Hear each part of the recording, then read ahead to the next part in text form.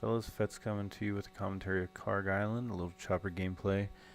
I've been seeing a lot of chopper gameplay on YouTube, but I feel like a lot of it lacks some of the advanced flying that we see on a regular basis from a couple guys in our party. So I wanted to bring out a gameplay where I do some pretty good flying. I die once. I'm actually flying with a blueberry as my gunner, which most good pilots can attest to being difficult. The advantage is I don't face a lot of enemy air support on this game, and I have a really good squad in the tanks helping suppress the enemy chopper when needed, and that comes up later in the video. But here you can see the enemy pilot maybe isn't that good.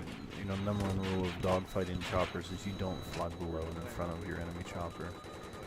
So while he gets taken out by a Stinger here, inevitably, myself and Grizz there would have taken him out. I do get a friend request from Grizz after this game. I guess he was pretty happy with the piloting. But here we are, start of the game, looking for targets, and what I do is stay low. Well, my flying style is stay low, break Stinger locks with stuff on the map, break the enemy AA lock, things like that. Light poles will break Stinger locks temporarily, give you some time to get away. And this game I found that early that the enemy AA was very active, the stationary AA. What's going on here coming up is I'm looking for targets, and my team calls out that that they're capping Bravo, so I stop and I spin and I support Bravo. And next thing here, they call out incoming boat from Delta coming around the coast. So that's a tough target for ground-based troops and tanks. That's a really good thing for the chopper to take care of. So that's priority then. After that, just clearing out Bravo, going back to look for this guy in the boat. Someone does get him. I don't know if I realize it. I keep strafing this building to suppress him and try to get a kill on him. I know I took the boat out, but I didn't get the kill. So I feel confident he's down, and I turn my attention back towards the enemy coming out of the spawn as we push them back. Keep in mind, I'm trying to stay low. I know that A is active, but I saw that tank on the mini-map, so I want to come back and take out tanks. One of the primary roles of the attack chopper. But again, I do that. A is hitting me. I'm taking some damage, so I get low. I get out of dodge, and I run. And I start taking fire from the enemy attack chopper. I think it's right there. Oh no, that's coming up a little bit. I apologize. So I get out of dodge. I start healing up. Stay low. One of the things I find with staying low is that it makes it really hard for all but the best jet pilots to take me out. There is a side effect of staying low, which you're going to see in this video later on. It's pretty embarrassing. But here we take this building out. They keep behind this building. We keep hitting and take them down. And this is the part where I start taking fire from the enemy Havoc. It snuck up on me. I didn't see it coming out of the spawn. And what I'm doing is pulling them straight out. It's a little risky, but I'm talking to my teammates in the tank. I know they have a CITV station going. And if I can pull him out in their line of fire, then they're going to take care of it for me, and they do. And, playing choppers, it's a top-down approach. I keep the ground clear of enemy tanks. I keep enemy choppers off of my tanks. And at the same time, my squad in the tanks will help keep enemy choppers off of me. Jets we don't worry about too much. Sometimes they can be a pain, but basically it's a team approach. So here I'm flying low. I'm just kind of showing off for the tank. We've got them pushed back pretty good, and I was just messing with my guys in the tank. They're my squad mates, and I'm hiding behind this building. I'm waiting for some targets. I know that AA gun is just sitting there, waiting to rip into me. I find out after this game it's actually someone in my party on Xbox in the AA gun who doesn't say anything all game, but thought it would be funny to sit there and try to be annoying.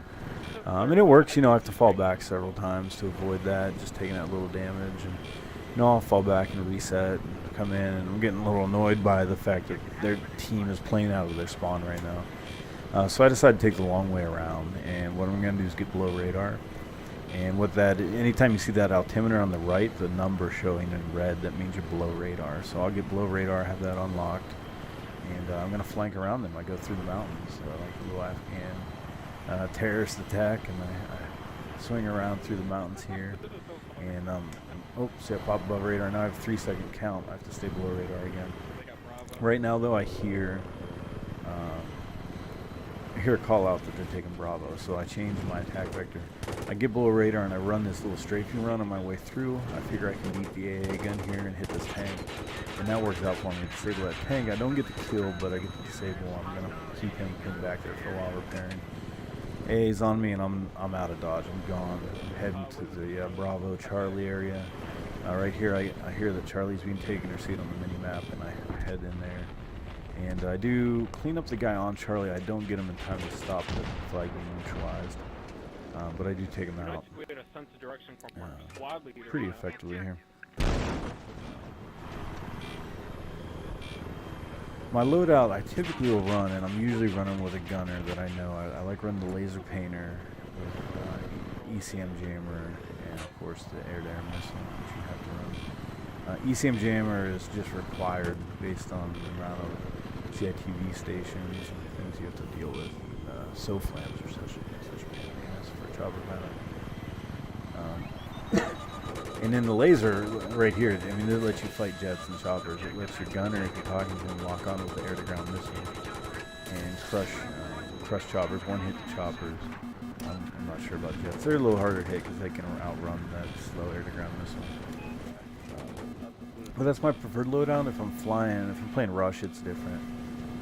I use guided rockets for that first perk slot. And if I'm playing with a gunner I can't talk to, I'll run guided rockets a lot too. It lets me be a little more effective from a distance without relying on the gunner to take down choppers. But it's my preferred loadout would be the laser, just because it increases your damage your gunner's air-to-ground missile does to tanks. It lets the gunner take out air vehicles. So here I am, I'm flying. This is what happens. I'm flying low, staying out of sight, and I'm avoiding stinger locks, because the longer you're up, the more chance you have of stingers coming after you. People get annoyed. And what do? I come around and bam, tank just happens to be looking at me. I don't know if he saw me coming on radar or what, but he got me. You know, credit to him. He probably got a lot of joy out of that, because he seems to stay there the rest of the game. I don't know if it's a different tank, but I head back for revenge and I find that tank there again, and I can't get to him.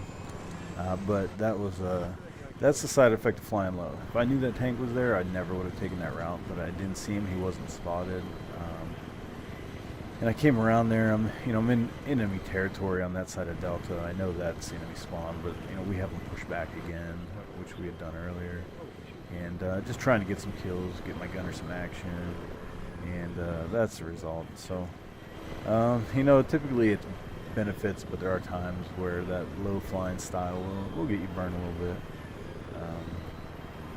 So I do come back. This is where I come back looking to get a revenge kill on this tank, and I see him sitting back there.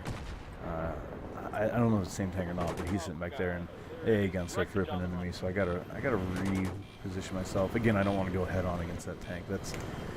That's the one thing when you're going against tanks. Don't go head on. Their turrets swivel slow. You're fast, at least in the Viper, and get around behind them. Hit them from the side. You do more damage. They can't hit you. All kinds of advantages to it. So, anyways, the game's winding down. I get a few new targets of opportunity before I can get back to that tank. But I just want to bring you guys this game. I'm going to be bringing more chopper gameplay. I'm going to make a real focus on it, just trying to help people learn some advanced tactics that I've picked up and some advanced flying styles. I will be bringing more in-game commentary, live commentary, live team speak, whatever you want to call it, so you can hear the communication that goes on. But I just want to commentate this first one and get it out to you guys. Really hoping for some feedback on how I can make this better and in the future, and what you guys think of this gameplay, things I do right or wrong. So that's it. We won. Not a good score. The other team didn't leave their spawn, but had a good time. So take it easy, guys.